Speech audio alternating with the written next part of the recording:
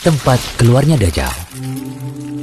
Pada pembahasan serial Dajjal sebelumnya, telah kita ketahui bersama bagaimana bentuk-bentuk fitnah yang akan dia bawa pada akhir zaman nanti.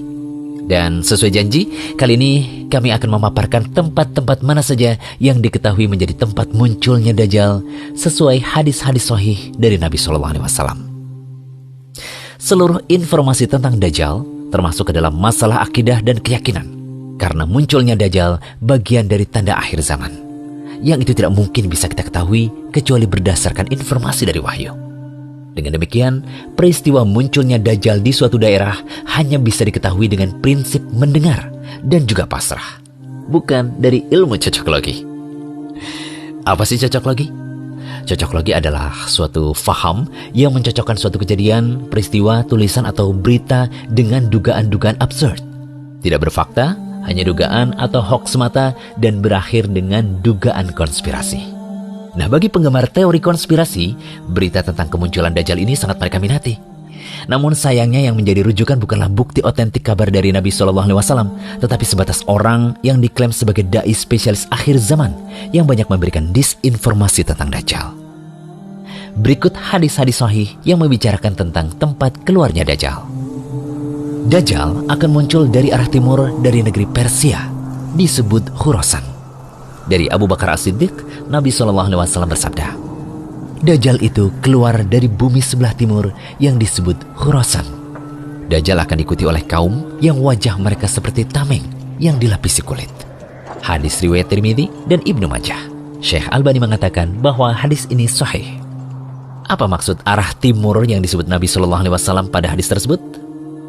Begini, arah mata angin dalam bahasa syariat hanya ada 4, yakni utara, selatan, timur, dan barat. Karena itu ketika Nabi SAW menjelaskan arah kiblat penduduk kota Madinah, beliau bersabda, daerah antara timur dan barat adalah kiblat. Hadis riwayat Nasai, Tirmidzi, Ibnu Majah, dan disahihkan oleh Syekh Albani. Kota Madinah berada di utara kota Makkah.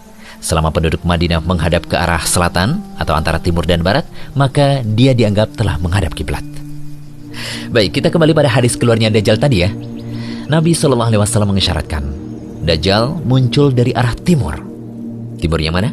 Dalam hadis itu tidak ditegaskan. Namun jika kita fahami berdasarkan bahasa syariat, semua daerah yang berada di antara utara dan selatan dari kota Madinah masuk dalam cakupan hadis tersebut. Sekalipun dia agak serong ke utara, sehingga mencakup daerah Saudi Timur, Irak, Iran, dan negara-negara Asia Timur. Namun kemunculan Dajjal baru terlihat jelas ketika ia sampai di suatu tempat antara Irak dan Syam. Dalam hadis An-Nawas bin Sam'an yang marfu atau sampai pada Nabi SAW disebutkan, Dajjal itu keluar di antara Syam dan Irak. Dia lantas merusak kanan dan kiri. Wahai para hamba Allah, tetap teguhlah. Hadis riwayat Muslim. Dajjal akan keluar dari Yahudiyah Asbahan dan 70.000 orang Yahudi akan menjadi pengikutnya. Dari Anas bin Malik, Rasulullah SAW bersabda, Dajjal akan keluar dari Yahudiyah Asbahan dan 70.000 orang Yahudi yang memakai mahkota akan jadi pengikutnya. Hadis riwayat Ahmad. Hadisnya Hasan, kata Syekh Su'aib Al-Arnaud. Apa itu Khurasan dan Asbahan? Khurasan adalah suatu wilayah yang luas di sebelah timur Jazirah Arab. Saat ini yang termasuk wilayah Khurasan ada Nishapur Iran, Herat Afghanistan, Merv Turkmenistan, dan berbagai negeri di selatan Sungai Jihun atau Sungai Amudarya. Sedangkan Asbahan sering juga disebut dengan Asfahan, termasuk wilayah Iran, 340 km di selatan Teheran. Ketika Bukhtansan menyerang Baitul Maqdis dan menjadikan penduduknya sebagai tawanan bersama orang Yahudi, kemudian mereka ditempatkan di Asfahan. Akhirnya wilayah tersebut dinamakan Kampung Yahudiyah. Ibu kota Asfahan saat ini adalah Yahudiyah. Dua hadis yang menyebutkan kota tempat keluarnya Dajjal yang kami sebutkan tadi nampaknya tidak sepakat.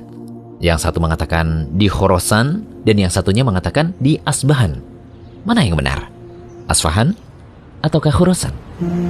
Jika Anda perhatikan peta negara Iran, Khurasan dan Asfahan ini berimpit di bagian timur laut wilayah Iran. Kita tidak tahu pasti awal kali Dajjal muncul di titik yang mana. Yang jelas di dua daerah pertama kali Dajjal muncul dan mendapatkan banyak pengikut. Iya benar, kandidat kuat daerah yang disinyalir menjadi tempat kemunculan Dajjal adalah negara Iran. Kebenaran sabda Nabi SAW ini juga dibuktikan dengan laporan Komite Yahudi Teheran. bersumber dari Foundation for the Advancement of Sephardic Studies and Culture yang mengatakan bahwa jumlah penduduk Yahudi di Iran diperkirakan sekitar 25.000 sampai dengan 35.000 jiwa. Hal ini semakna dengan perkataan Ibnu Katsir dalam An-Nihayah fil Fitan wal Malahim bahwa munculnya Dajjal ialah dari Asbahan, yakni daerah yang disebut dengan Yahudiyah. Dajjal akan muncul dari Asbahan dan akan menelusuri muka bumi. Tidak ada satu negeri pun melainkan Dajjal akan mampir di tempat tersebut. Yang dikecualikan di sini adalah kota Mekah dan Madinah, karena malaikat akan menjaga dua kota tersebut. Dajjal tidak akan bisa memasuki keduanya hingga akhir zaman. Dalam hadis Fatimah bin Qais radhiyallahu anha disebutkan bahwa Dajjal nanti akan mengatakan, "Aku akan keluar dan menelusuri muka bumi. Tidaklah aku membiarkan suatu daerah, kecuali pasti aku singgahi dalam masa 40 malam selain Makkah dan Thayyibah atau Madinah Nabawiyah. Kedua kota tersebut diharamkan bagiku. Tatkala aku ingin memasuki salah satu dari dua kota itu, malaikat menemuiku dan menghadangku dengan pedang yang mengkilap. Dan di setiap jalan bukit ada malaikat yang menjaganya." Hadis riwayat Muslim. Dalam hadis riwayat Imam Ahmad disebutkan bahwa Dajjal tidak akan memasuki 4 masjid, yakni Masjid Ka'bah atau Masjidil Haram, Masjid Rasul atau Masjid Nabawi, Masjid Al-Aqsa, dan Masjid At-Tur. Para sahabat menanyakan pada Rasulullah SAW mengenai berapa lama Dajjal berada di muka bumi. Mereka berkata, "Wahai Rasulullah, berapa lama Dajjal berada di muka bumi?"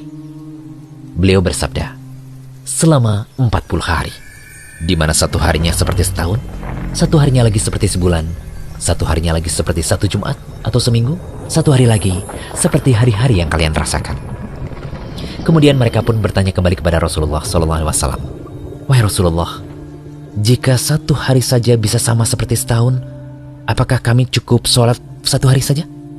"Tidak, namun kalian harus mengira-ngira waktunya," jawab beliau SAW. Hadis riwayat Muslim.